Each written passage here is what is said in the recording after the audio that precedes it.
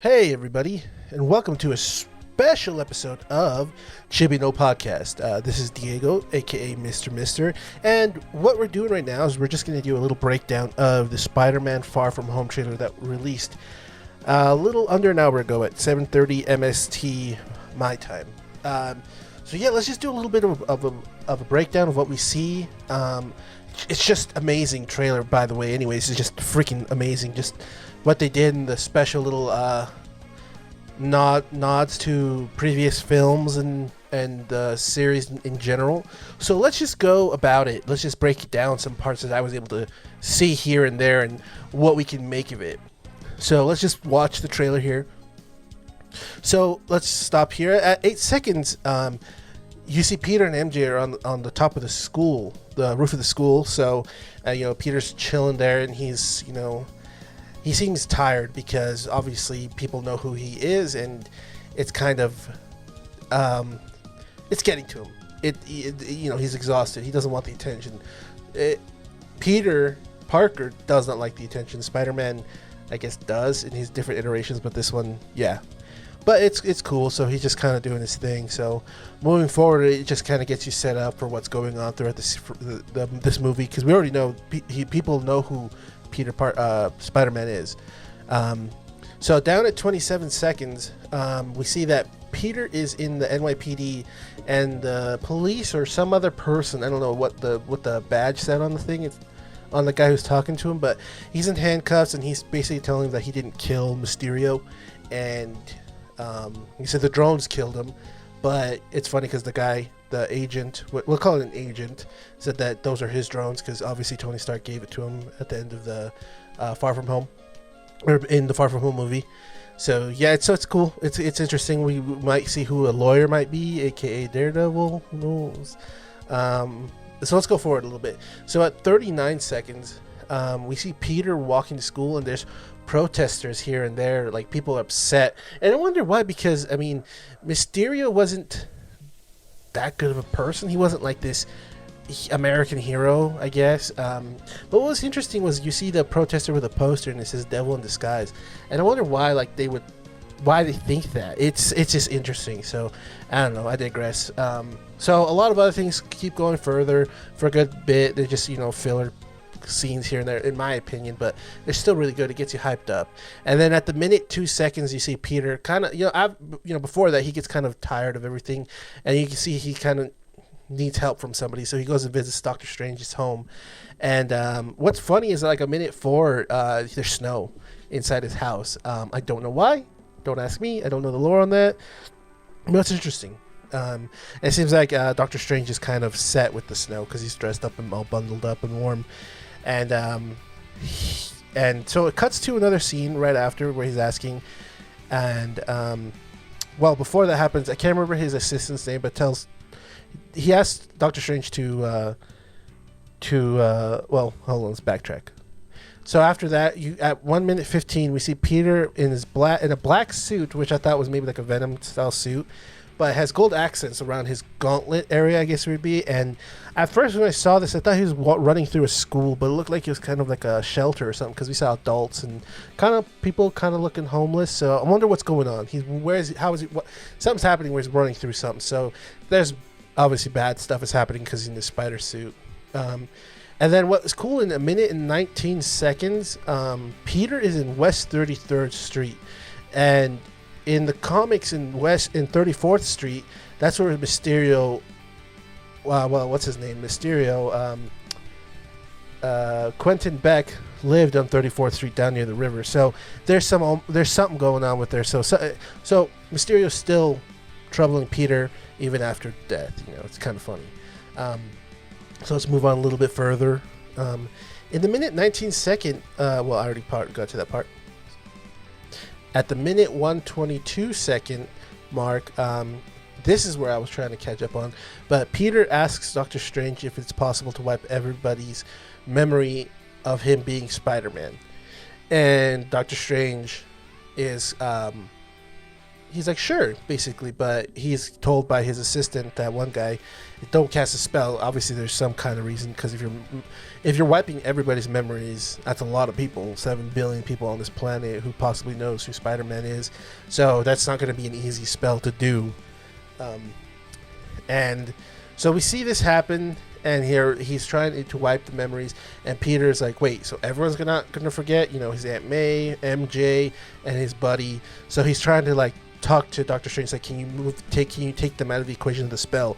And Doctor Strange is telling him, don't interrupt me while I'm doing the spells. All these things happen, and then he kind of messes up on the spell, and everything kind of gets inverted. Colors start changing. For a second, I thought it reminded me of like how the Sony intros are, with like a bright, vibrant colors. So that's what I was thinking. Oh, that's like a nod. He's going to the Sony verse, because that's what everyone's assuming is, he's going to go into the Sony, universe, and all that stuff is happening. So it's pretty cool. And then at the 2-minute mark, when you see the spell is pretty much done, you see like the energy that he used turns into like an infinity looking logo, and it's kind of cool because it's like, oh, Infinite Universe is infinity. It's really cool. And then when that happens, obviously he's like, the world's collapsing, and you see it in 2 minutes 8 seconds, where it has that Inception type of thing, where buildings are bending and kind of like in the Doctor Strange film, where they go to that spirit world. That kind of thing is happening. It looks pretty cool.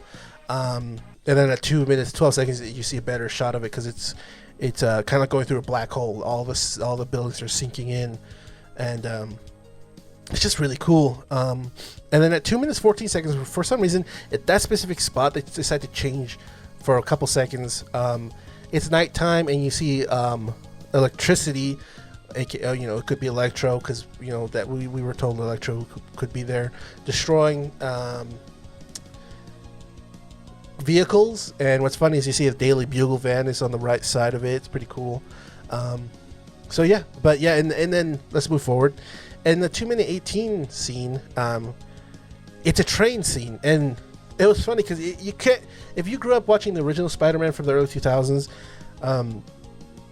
I felt like it was an homage to Spider-Man 2 with Tobey Maguire, and this obviously hints more at Tobey Maguire being in the Spider-Man Far From Home film, but we'll see more on that later. But it's just cool because that train looks exactly like the train from Spider-Man 2.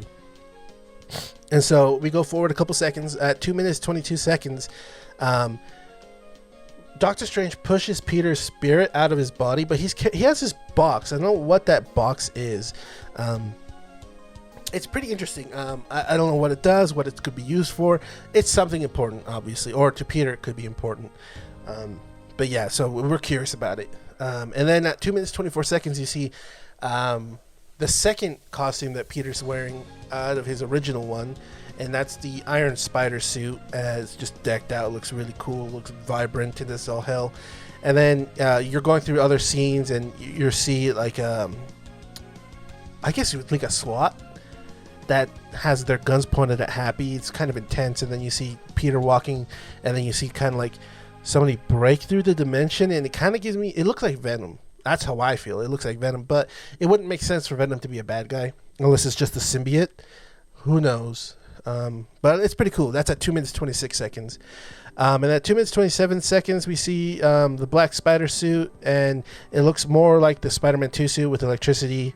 It goes pretty cool. And then the coolest thing happens at 2 minutes and 28 seconds. We see freaking Green Goblin's bomb. And this is the same bomb he uses in the Tobey Maguire Spider-Man. I looked it up on YouTube. The bomb is shot for shot the same exact bomb. And is Willem Dafoe coming back for his role as Green Goblin? Because he killed it. I'm ecstatic for what they're going to do with this. It looks amazing. I can't wait. It gets you hyped up. You get, your hairs are standing. I feel like a little kid again. It was amazing. But what was also really cool to see is where the attack is happening is at the George Washington Bridge. And if you're a big diehard Spider-Man fan, or you saw the Amazing Spider-Man 2, this is the area where Gwen Stacy died. So could this be like an omen of somebody dying that Peter knows and cares about? Could be MJ, could it be his aunt, or could it be maybe Andrew Garfield Spider-Man showing up or something? But there's a lot of homages, the little things you got to pay attention to. It's pretty cool. It's intense, and like you get all hyped up and you see this, and then all of a sudden at 2 minutes and 41 seconds, a little bit before that, we see Doc Ock's tentacles, and we see him walking up, and he says, "Hello, Peter," and it's amazing. It's scary. It's great, and it's good to see. I can't remember the actor's name, but reprise his role as Doc Ock. He looks amazing. He looks it's amazing. I'm at a loss for words. It's just cool, but it's funny because when you see him say hello, it cuts to him turning into his Iron Spider suit. So I don't know if he's saying hello to Peter there, to our Peter from the MCU, or it could be Tobey Maguire's Peter.